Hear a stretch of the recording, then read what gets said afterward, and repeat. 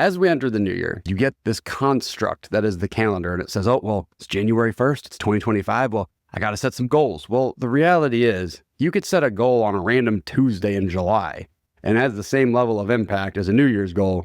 But because the calendar's flipping, everybody says, oh, I got to set. So while we're here, might as well set some goals, right? But I think the bigger thing is when it comes to true change, and this is just my little soapbox of the day, my random Ben rant of the day, for setting goals, whether it's diabetes related, whether it's not, whether it's health related, whether it's not, doesn't have to be a specific, oh, I have to wait till January 1st. You could easily set a goal on October 5th. You could easily set a goal on July 27th. And both are completely acceptable and both will be just as likely to make happen. The key is just being welcome to the Your Diabetes Insider podcast, where we take all of the mysteries of blood sugar control, focusing on nutrition, exercise, and any of the other 40 plus factors that may impact your blood sugar. If you don't know me, my name is Ben Zeal. I'm a registered dietitian, certified diabetes educator, strength and conditioning coach, and I've lived myself with type 1 diabetes for over 20 years. And I am here to share everything that I have learned in both my personal and professional experience so you can live that incredible diabetes life. So get ready and let's dive right into today's episode. What is going on? Welcome to this episode of the Your Diabetes Insider podcast. And welcome to almost 2025, which is really weird to say because we're now, halfway through the 2020s? Like, I feel like I just blinked and suddenly it went from 2015 to 2025. But here we are. What a time to be alive. What an amazing time in diabetes history, too. There's so many more options. There's so much better technology than there was in the past. And like I even just alluded to, right? 2015, Dexcom for a lot of people was a pretty novel thing. Like, I remember getting a CGM in 2013, which feels like forever ago, but it's really not that long ago. And as we enter the new year, I think one of my biggest pet peeves when it comes to just people in general is you get this construct that is the calendar and it says, oh, well, it's January 1st, it's 2025. Well, I got to set some goals. Well, the reality is you could set a goal on a random Tuesday in July and it has the same level of impact as a New Year's goal. But because the calendar's flipping, everybody says, oh, I got to set. So while we're here, might as well set some goals, right? But I think the bigger thing is when it comes to true change, and this is just my little soapbox of the day, my random Ben rant of the day, for setting goals, whether it's diabetes related, whether it's not, whether it's health related, whether it's not, doesn't have to be a specific, oh, I have to wait till January 1st. You could easily set a goal on October 5th. You could easily set a goal on July 27th. And both are completely acceptable and both will be just as likely to make happen. The key is just being willing to put in the effort, put in the work, and truly make things happen. And they can and they will. So that being said, we're already here. Let's go into some common goals for people going into 2025 and a couple of my goals too. I might as well share a couple of my things because I like to reflect at the end of every year and say, okay, what went well? What didn't go well, what could get better, because that's how we get better as people, right? We get better as people by looking at what happened and how we can improve it for the future, because you either win or you learn. There's no losing in life. There's no losing in diabetes. It's win or learn how to get better. So then you can win. So that being said, something a lot of people are thinking about this time of year, and I will do an entire episode, and I'll probably bring Kyra on to do it, is going to be weight loss. Weight loss is absolutely huge. It's probably the number one New Year's resolution for people that I hear about, that I see, that you see. It's everywhere. Oh, it's January 1st. Got to get ready. Got to get ready for the beach bod. Got to get ready for the summer. Oh, I got to make sure I drop that weight finally. And what happens more often than not, you see all these people, they join the gym and then within 3 weeks, they're done. I think there's a statistic that says 91% of people have quit their New Year's resolution by the time it is, like, I was going to say the NFC Championship game, but by the end of January, over 90% of people have just straight up quit. Like, no mas, no more, that's it, done, el finito, bye-bye. And think about the reasons why. And think about the reasons, because of course, we don't want you to be that person. I don't want you to be that person. I don't want to be that person that's in that 91%. I want to be in that other 9% that actually makes it happen. And why do people give up on it? Well, because it's uncomfortable, because it's hard, because it's different than what they're used to. And the first sign of duress, I feel like, and this is something I've noticed, and I feel like you may have seen it as well, but the first sign of duress, what do people do? They want to go to where they are comfortable. So things are a little hard, things are a little tough. You have a few tough days at work, or there's something really stressful in the family. You are going to revert back to the internal subconscious programming that you've had for a very long time because that's what feels safe. So think about it. Your goal is to drop 25 pounds. You set a goal. Hey, I'm going to do a SMART goal, the specific and the measurable and the time bound and all that and realistic. The A is, I don't remember what the A is, but you get the idea, right? It's actionable probably, but you get the general gist, right? You've set a really specific goal. Hey, I'm going to drop 25 pounds in the next 6-7 months. This is going to be great. You start off, you're on a roll, you're down a couple pounds, and boom, you get hit by a bunch of stress at work. There's some family drama going on, and you have kids and they have activities and they start it up and one of them gets sick and there's a million things. So what happens? Your goal, because you're not used to it yet, starts to fall by the wayside. So you go to the gym, you start going to the gym, 4 days a week. You're doing great. You're 4 days a week for 40 minutes. You're feeling amazing. Your food's getting better. What do? You revert to what's easy. Well, I know before I started all of this, it's really easy for me to say, I'm going to go figure out how to, pick up this thing, throw it in the microwave. It'll work for the family, for the kids, etc. And that's totally acceptable because it's totally understandable, right? That's just what happens. The difference is it might be a one-day Band-Aid and then you go back to what you're doing the next day. The problem is when things compile on top of each other and it becomes cumulative, that's where things start to get tricky. Okay, you just did that for one day. If you do it the next day and then the next day and the next day, suddenly you look up and it's February 17th and you're nowhere close to your goal again because you've completely fallen off. You haven't been inside the gym in almost a month. That's what happens to most people because they're not programmed in their brain. They're not saying, hey, this is my normal. This is what I do. This is a new habit that I'm trying to learn. That's why everybody says, 3 weeks to build a habit. Yes, you build the framework of a habit. I would say it's built out of toothpicks, but it's not built into cement until it's been 4, 5, 6 months. And that's a huge distinction because, 3 weeks to a habit. I'm going to brush my teeth twice a day. Well, I hope you do, but regardless, right? I'm going to brush my teeth after every single meal, or I'm going to fill in the blank. That is going to happen, but it's not going to be cemented until you've been doing it for months on end consistently. And then it becomes part of your identity. Prime example of this. Got a patient that I'm working with. She is doing amazing, absolutely phenomenal. I'm so proud of her. She is down nearly 90 pounds since February of last year. February, that is amazing. Of course, not going too quick, focusing on nutrition, focusing on blood sugar, focusing on exercise. But the difference was with her, she for a while had struggled because there were a lot of instances where she would end up really stressed. She had a really stressful job, still does. A lot of stress with work, working way later than she was supposed to. And sometimes the gym would just take a back seat. Sometimes she would fall back into her previous eating habits because she knew, well, this is comfortable. I like this. My body wants this. Yay. And it really took a major shift of, no, I'm putting my foot down. I am not going to allow this or permit this to happen. And I'm going to make this new way of life my life for her to finally say, I'm doing this come hell or high water. And now she has a really stressful month. And, this past month of December, she has a super stressful month. She didn't fail at all. She was in the gym every single day that she set out to be in the gym. The one day she missed, she made up for it because that has become ingrained in her. That is part of her identity and her life and part of what she does. And that is the thing, is when you start setting out these goals, you have to be willing to say, I am going to do this. And this is me now. This is my identity now. Life gets hard. How can I fit this in? Not, I can put it on no, there's no backburnering. If you're serious about making something happen, you cannot backburner it or it's not going to happen. I backburner stuff all the time, right? I backburnered this podcast for years.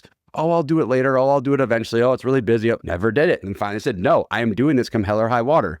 There are weeks where I'm super busy. Things are crazy. There was one week I remember we were traveling and I was like, I need to have an episode. And I need to talk about fill in the blank because this was on the schedule. I'm going to film this in a hotel room. And I did. And that's how it has to be. It has to be that come hell or high water, I'm going to do this. I'm going to figure this out. And again, it's not always easy. It's not always comfortable. It's not what you're used to, but it does ultimately work. And that is what's going to happen. You'll build with that, toothpick foundation. Then you'll start slowly making it a little stronger. Now it's plywood. Then eventually you're adding cement, you're adding bricks. And suddenly you have a giant framed structure that's so strong that nothing is able to break it. And you are going to have this habit absolutely ingrained. And it won't be I can't do this. It's going to be, how can I do this? And I know I used an example here for weight loss, but that could apply to blood sugars. That could apply to anything because weight loss is going to be one topic. Another one you're going to see a lot, especially in diabetes world, is how can I increase my time in range? Because you kind of look at, people always talk about A1C because it's the measure that the doctor tends to use. But let's be real. If your time in range is fantastic, if you're at an 85% time in range, an 80%, a 90%, you are more than likely going to have a great A1C because even if you use the default time in range of 70 to 180,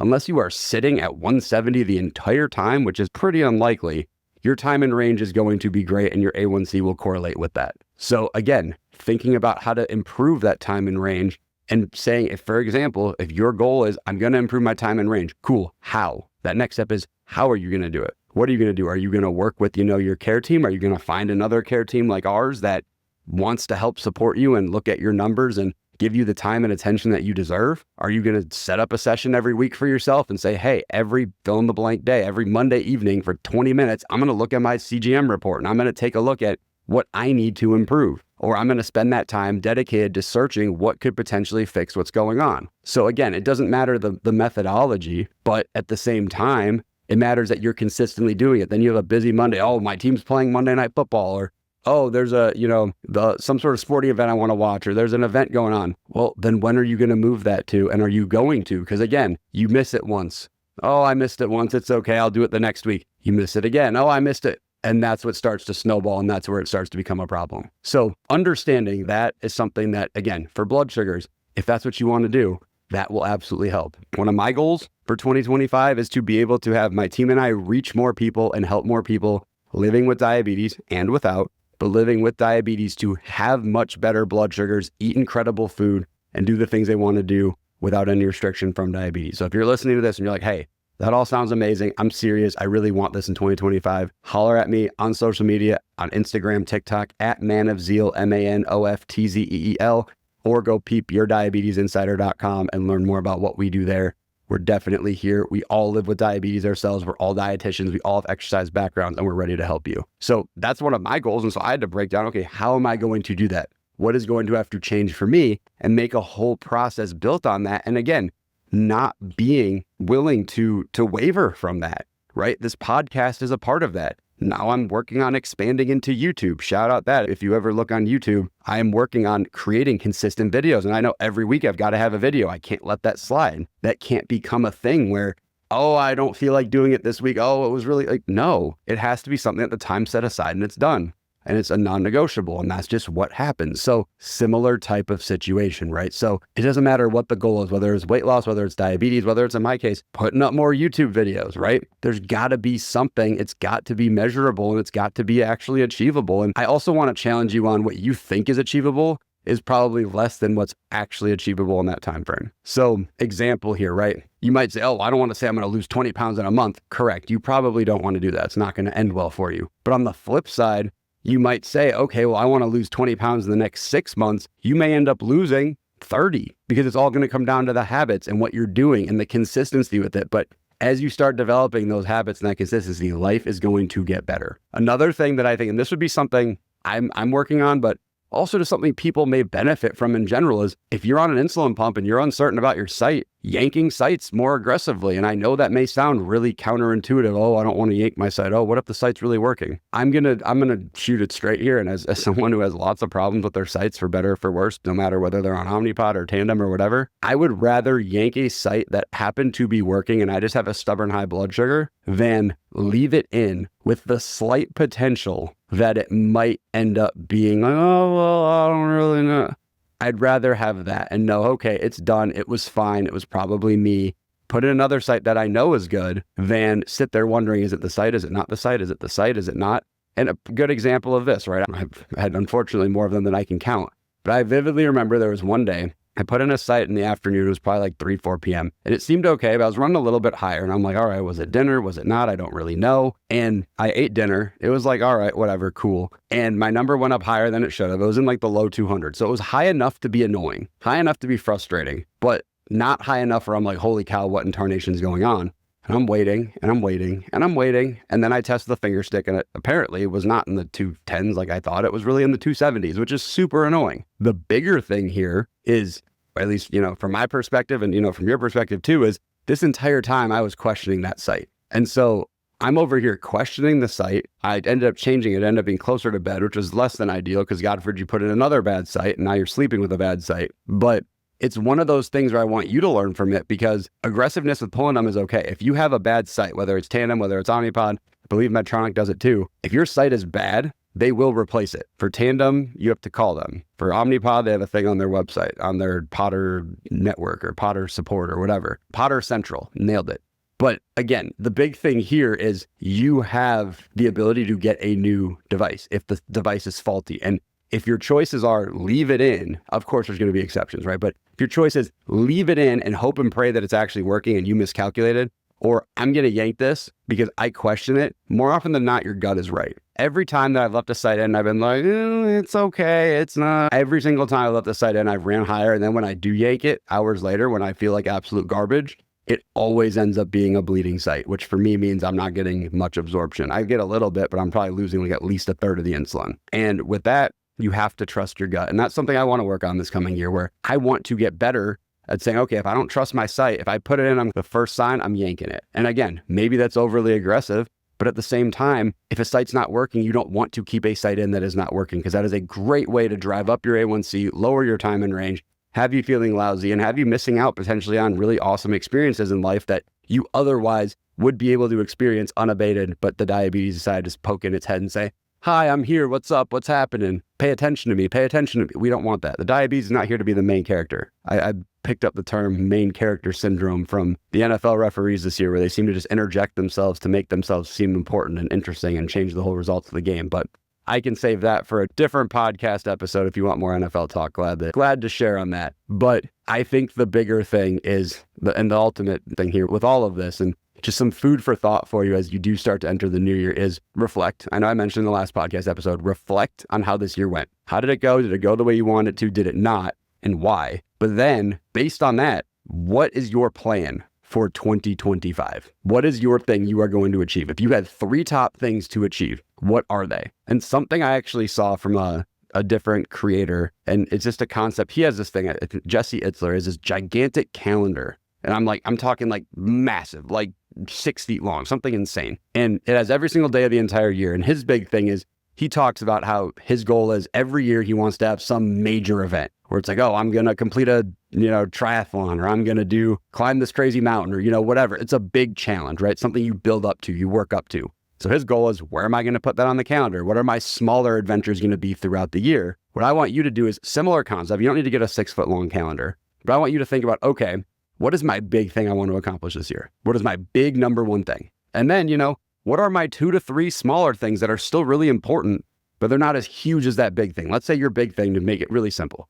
Let's say your big thing is, hey, I want to drop my A1C to 6.0 and keep it there. So your goal first is drop it to 6.0, but then concurrently you're like, yeah, I also want to drop 12 pounds. I want to feel more confident going into different restaurants and ordering different types of food than I'm used to, and not just picking the safe option every time, right? And I want to feel confident with going on a long trip away from home, not near family, not in a place, maybe it might even be a foreign country where I'm not necessarily comfortable. I can't just walk up to a Walgreens or a CVS and I know I'm okay. And maybe those are your things, right? So then your things in that year are dropping that A1C. That's your big target. You're going to work on that every single day until you get there. But then your other ones are, okay, I'm going to drop that weight. How is that going to happen? And of course, it's linked to the blood sugars as well. The travel's linked to the blood sugars as well. Everything's linked to the blood sugars. But I think you kind of get the idea. So what is that big thing and what are the other pieces?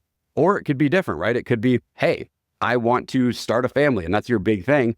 But then on a totally separate vein, maybe you have a professional goal. It might be a little bit smaller and less significant than starting a family, but that's also a huge thing, right? So then you want to do something professionally, and then you say, hey, I want to start kickboxing. I'm making all this up.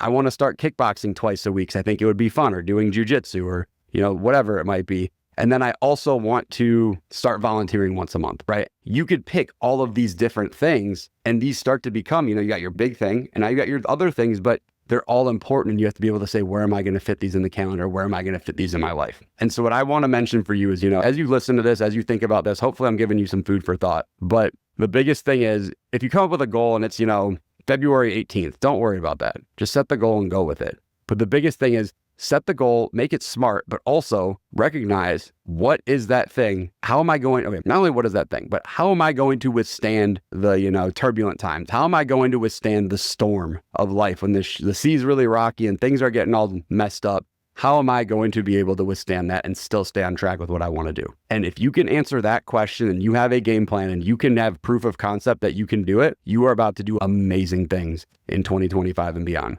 because nothing will throw you off your path. And so for me, like I said, yanking sites is going to be one of mine. Hopefully you learned a little from that, but I want to hear your goals. I want to hear your big ones. I want to hear your gigantic ones and your moderate sized ones as well. So shoot me a message over on Instagram or drop a comment below this. at Man of Zeal, MANOFTZEEL, on social media platforms. If you're watching on YouTube, just drop a comment below. And if you're loving the show, I would be absolutely grateful as all get out if you would leave a 5-star review, whether you're listening on Apple, Spotify, wherever it might be. It means the absolute world to me. I love making these, and I love being able to help you with your diabetes and your goals that you're setting for yourself. And like I said earlier, if you are serious, you want to really see improvement in 2025, you want this to be the best blood sugars of your life, don't just take it from me. We've worked with thousands of people at this point, my team and I. We've done amazing things. The average compliant patient ends with a 6.1 A1C, and I would love to see that for you. So if that is, you're serious, you want these amazing blood sugars, then holler at me, shoot me a message, drop a comment. Happy to see how we can support you with that. God bless. Let's make 2025 the best year ever, and I'll catch you in the next episode. Hope you're ready for the next episode. Hey.